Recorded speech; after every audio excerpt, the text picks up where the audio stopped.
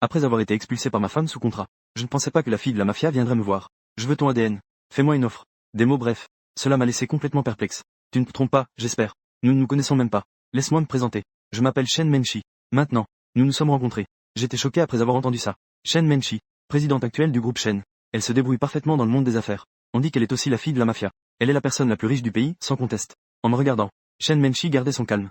J'ai dit que je voulais te faire un enfant. Tu peux aussi comprendre cela comme je veux ton ADN. J'ai avalé ma salive. Quelles paroles osées. Shen Menchi expliqua patiemment. J'ai une constitution peu fertile. L'échantillon que tu as fourni à l'hôpital aujourd'hui correspond au mien.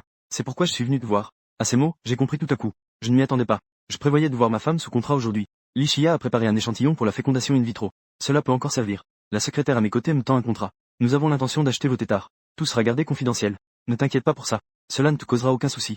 Le contenu du contrat m'a surpris. Pour chaque enfant, une récompense de 50 millions. Pour des jumeaux, une récompense pour chacun. Pour un couple de jumeaux, une récompense de 2 milliards. N'est-ce pas ce qu'on appelle avoir beaucoup d'enfants porte-bonheur? Si je lui faisais avoir 8 enfants en une seule fois, la vie prendrait son envol sur place. Mais j'hésitais longtemps. Je secouais finalement la tête. Désolé, je ne veux pas signer ce contrat. À ces mots, Shen Menchi, toujours indifférente, fronce soudain les sourcils. Pourquoi? Est-ce que c'est trop peu? Tu peux proposer d'autres conditions. Non, les conditions que tu proposes sont déjà très tentantes. Mais je ne veux pas avoir d'enfant avec une femme qui ne me concerne pas. Je vous prie de partir. Les yeux de Shen Menchi s'assombrissent. Elle ne m'a pas menacé avec son statut, mais elle a plutôt tendu une carte de visite. J'y ai réfléchi. Je me cherche. Puis elle est partie avec des gens, jusqu'à ce qu'elle monte dans la voiture. La secrétaire a alors lancé un ricanement dédaigneux. Madame Shen, Tang Shen est vraiment ingrat. Ne devrions-nous pas agir de force? Shen Menchi s'est appuyée fatiguée sur la voiture. Elle a pris la parole d'une voix neutre. Rassurez-vous, il acceptera. À ce moment-là, dans la villa de la famille Li Shia est arrivée dans la chambre de Tang Shen, regardant l'homme qui a été à ses côtés pendant 5 ans. Un soupir de nostalgie pour les lieux où elle a vécu. Autrefois, son fiancé Kwang Moge avait annulé leur fiançailles. Il s'est installé à l'étranger, seul, pour cacher la honte. Et surtout pour que sa fille ne soit pas ridiculisée. La famille Li a trouvé quelqu'un qui ressemblait partiellement à Kwang Moge. Ils ont conclu un mariage de convenance avec Tang Shen. Ils savaient que Tang Shen accepterait sûrement. Parce qu'à ce moment-là, sa mère était au bord de la mort. Elle avait un besoin urgent d'argent pour survivre. Ainsi, ils ont vécu ensemble pendant 5 ans. Mais le destin aime toujours jouer des tours. 5 ans plus tard, Kwang Moge est soudainement revenu dans le pays. Li Shia a appris la vérité sur son annulation de mariage à l'époque. Elle a décidé fermement d'abandonner Tang Shen.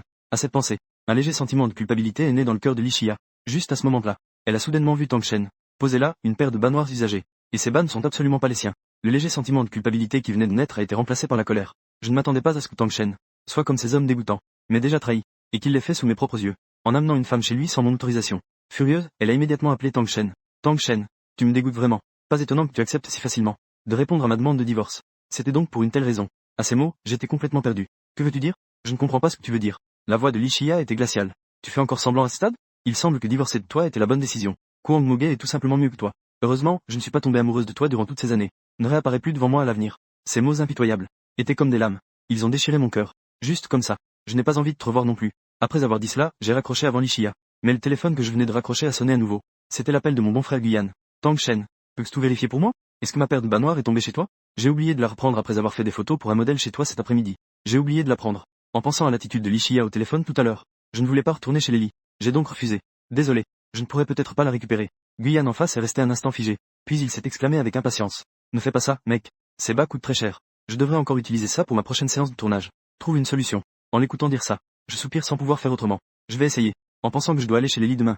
Une anxiété inexplicable m'envahit. J'ai été inexplicablement réprimandé par Li Shia. Je n'ai vraiment pas envie de rentrer. Le lendemain, je suis entré dans la villa d'Eli avec un cœur inquiet. En arrivant au jardin, j'ai aperçu un homme qui ressemblait un peu à moi. Un homme qui avait 5 ou 6 ressemblances avec moi. Ça doit être Kwang Moge. Il m'a aussi vu. Il s'est approché avec un air moqueur. Quoi? Il manque quelque chose? Tu viens demander des frais de rupture? Je fronce les sourcils en le regardant. Tu as mal compris. Je ne suis pas là pour ça. Ne réponds pas. Alors c'est pour récupérer ce que tu as perdu.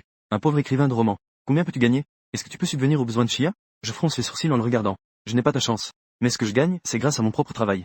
Je suis fier. Toi, tu es quelqu'un qui s'appuie sur la richesse accumulée par ses ancêtres. Et qui fait étalage de sa fortune. Tu ne vaux même pas la peine de me porter les chaussures. De quoi es-tu si fier?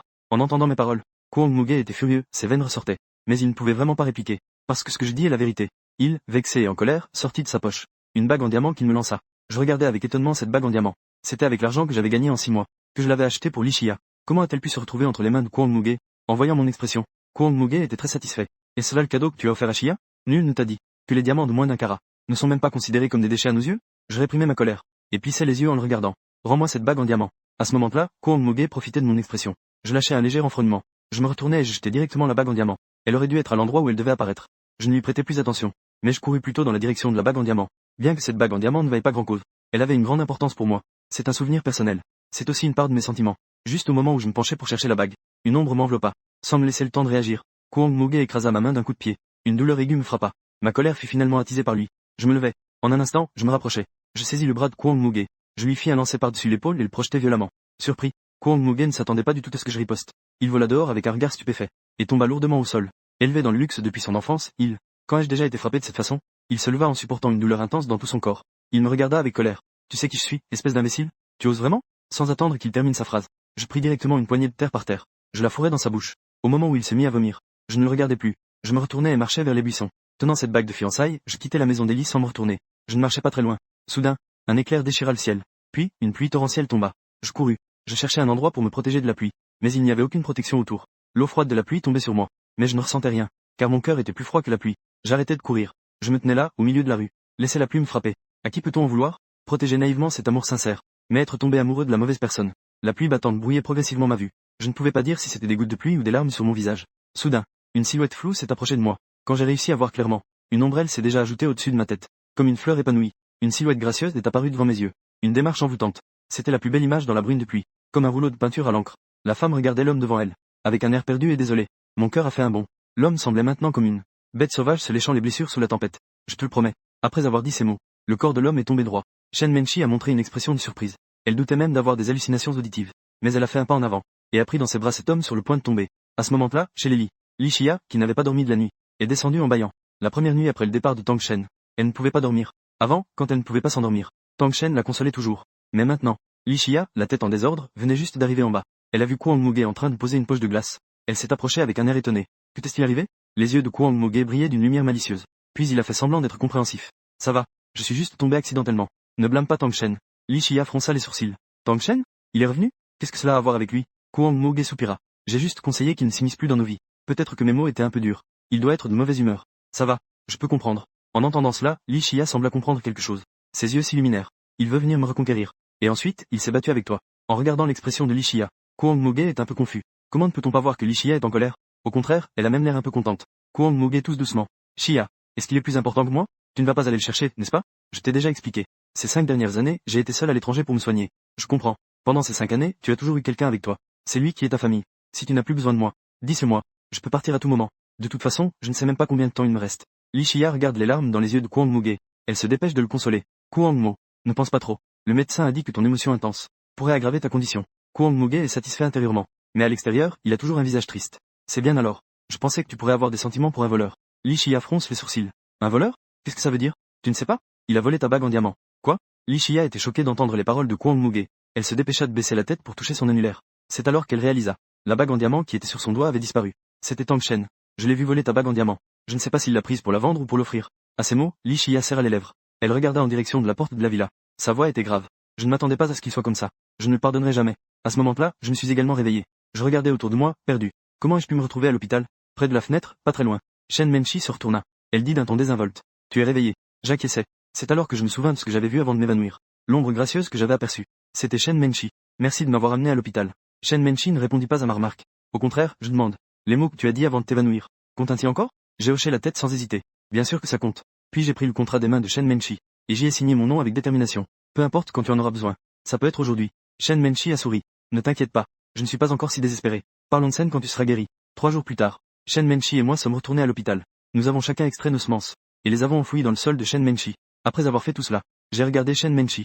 Si ça réussit, merci de m'informer dès que possible. En tant que père, j'ai aussi le droit d'être informé. Shen Menchi a regardé tendrement son ventre. Avec un doux sourire. Bien sûr, tu as ce droit. En voyant Shen Menchi, je suis encore plus perplexe. Une PDG si jeune et belle. Pourquoi est-elle si pressée d'avoir un enfant? Étant donné sa position. Si elle souhaite simplement se marier. Estimation des prétendants. Les prétendants doivent pouvoir faire la queue depuis la porte du Sud Céleste jusqu'à la rue de Pengley.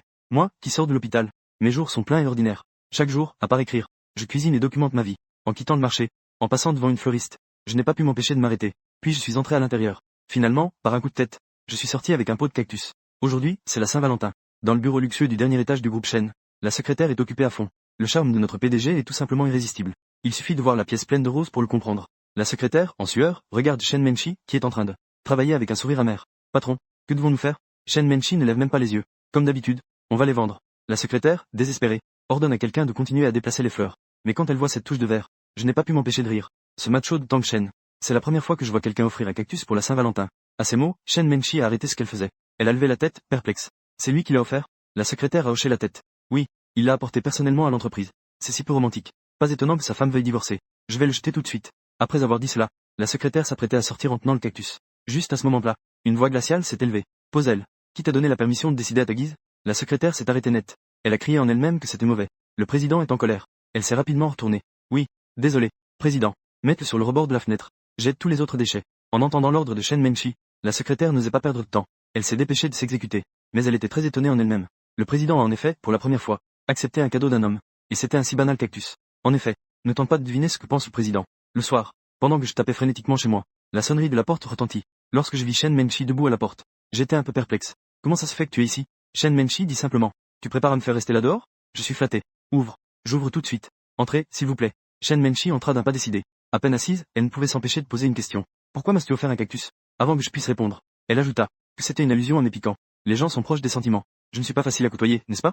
J'étais dans le flou. Ce n'est certainement pas ce que je voulais dire. Le cactus est en fait la plante des plantes. En avoir un dans ton bureau a de nombreux avantages. Et puis, tu m'aimes? Shen Menchi interrompit soudainement avec cette phrase. Cela m'a presque fait mordre ma langue pendant que j'essayais d'expliquer. Est-ce à la mode que les filles soient si directes maintenant? Comment je suis censé répondre à ça? Pourquoi as-tu cette compréhension erronée? Shen Menchi me fixe intensément. Aujourd'hui, c'est la Saint-Valentin. Je jette un coup d'œil surpris à mon téléphone. C'est la Saint-Valentin, n'est-ce pas? J'ai complètement oublié. Mais ne t'inquiète pas. Je ne vais aimer personne. Je ne vais pas non plus sortir avec quelqu'un. Shen Menchi acquiesce légèrement. Puis son regard se fixe sur l'ordinateur que j'ai posé sur la table basse. Du travail? J'écris simplement des romans. Shen Menchi dit un haut. Comment ça s'appelle? Quel genre d'histoire écris-tu? Je me gratte un peu la tête, gêné. Pas très populaire. Juste des clichés. L'histoire d'une PDG tyrannique qui tombe amoureuse d'un pauvre gars. Shen Menchi me lance un regard plein de signification. Ne t'occupe pas de moi. Continue à écrire. Je hoche la tête. Puis je commence à écrire, concentré. Après un moment, je m'arrête. Puis je secoue mes mains. C'est inévitable. Une vieille habitude de plusieurs années. Écrire trop. C'est très amer. Pas longtemps après, Shen Menchi se leva. Occupe-toi d'abord. Je rentre chez moi. Je l'ai personnellement accompagné jusqu'en bas. Ensuite, je suis retourné pour continuer à écrire. Assise dans la voiture, Shen Menchi regarda son secrétaire. Va demander à l'hôpital du groupe s'il y a quelque chose pour soulager la douleur au poignet. Puis envoie l'ici. Le secrétaire avait l'air perplexe. Mais il n'osa pas poser plus de questions. Il donna immédiatement des instructions. L'autre, contactez immédiatement la société Tomate. Dis juste que je suis assez intéressé par un roman. Parle des questions de promotion. Tard dans la nuit. Moi, qui venais de finir l'écriture. J'ai été surpris par les notifications qui ont pop-up à l'arrière-plan. Plus de 30 messages officiels m'ont choqué.